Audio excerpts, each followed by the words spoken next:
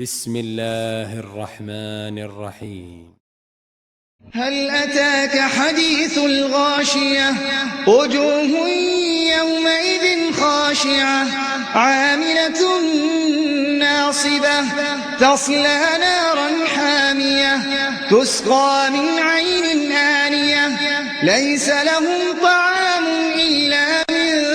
ضريع لا يسمن ولا يغني من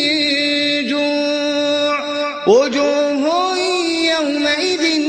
ناعمة لسعيها راضية في جنة عالية لا تسمع فيها لاغية فيها عين جارية فيها سرر مرفوعة وأكواب موضوعة ونمارق مصفوفة وزرابي مبثوثة